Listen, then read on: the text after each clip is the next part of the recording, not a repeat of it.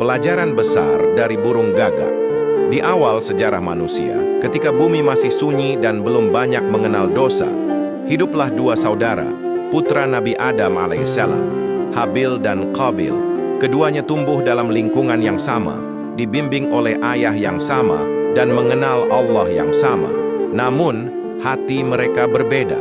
Suatu hari, Nabi Adam alaihissalam memerintahkan keduanya untuk mempersembahkan korban kepada Allah.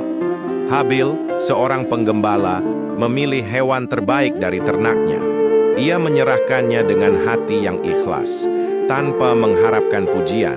Sementara Qabil, seorang petani, mempersembahkan hasil panennya seadanya, tanpa keikhlasan yang sama di dalam hatinya.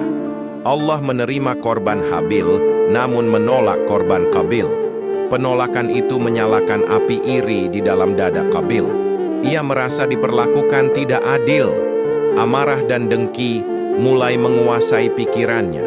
Padahal Habil telah berkata dengan lembut, "Sesungguhnya Allah hanya menerima amal dari orang-orang yang bertakwa." Namun nasihat itu tak mampu menembus hati yang telah dipenuhi iri. Dalam gelapnya emosi, Qabil melakukan perbuatan yang belum pernah terjadi sebelumnya di muka bumi. Ia menghilangkan nyawa saudaranya sendiri. Habil pun gugur, menjadi manusia pertama yang terbunuh dalam sejarah. Saat amarah itu mereda, Qabil berdiri terpaku. Di hadapannya terbaring jasad saudaranya. Tak ada lagi suara, tak ada lagi perlawanan. Yang tersisa hanyalah tubuh tak bernyawa dan hati yang mulai dihantui ketakutan. Qabil kebingungan. Ia belum pernah melihat kematian sebelumnya. Ia tidak tahu harus berbuat apa dengan jasad Habil. Hari berganti hari, tubuh itu tetap terbaring. Bau mulai menyebar. Rasa takut dan penyesalan perlahan menyelimuti Qabil.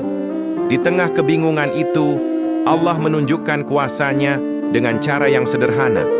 Suatu hari, Qabil melihat dua ekor burung gagak. Salah satunya mati, dan yang lainnya menggali tanah dengan paruh dan kakinya. Burung gagak itu kemudian memasukkan bangkai temannya ke dalam lubang, lalu menimbunnya dengan tanah. Qabil terdiam. Ia memperhatikan dengan saksama. Saat itulah hatinya tersentak. "Celakalah aku," kata Qabil dalam penyesalan. "Mengapa aku tidak mampu berbuat seperti burung gagak ini untuk menguburkan jasad saudaraku?"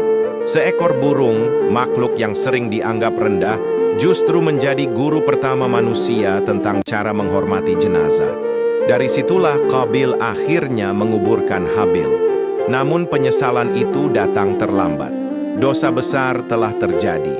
Dalam riwayat disebutkan bahwa setiap pembunuhan yang terjadi setelah itu, Qabil akan menanggung sebagian dosanya karena dialah yang pertama kali membuka pintu kejahatan tersebut. Kisah ini bukan sekadar tentang pembunuhan, tetapi tentang pelajaran besar yang Allah titipkan melalui makhluknya, bahwa ilmu bisa datang dari arah yang tidak kita sangka, bahwa kesombongan dapat menjatuhkan manusia lebih rendah dari seekor burung. Dari burung gagak, kita belajar bahwa Allah Maha mengajar, bahkan melalui ciptaan yang paling sederhana. Dari Habil, kita belajar tentang ketakwaan dan kesabaran. Dan dari Qabil, kita diingatkan akan bahaya iri hati yang dibiarkan tumbuh tanpa kendali. Kisah ini mengajarkan kita satu hal penting. Ketika hati dipenuhi takwa, Allah meninggikan derajat kita. Namun ketika hati dikuasai dengki, kehancuran hanya tinggal menunggu waktu.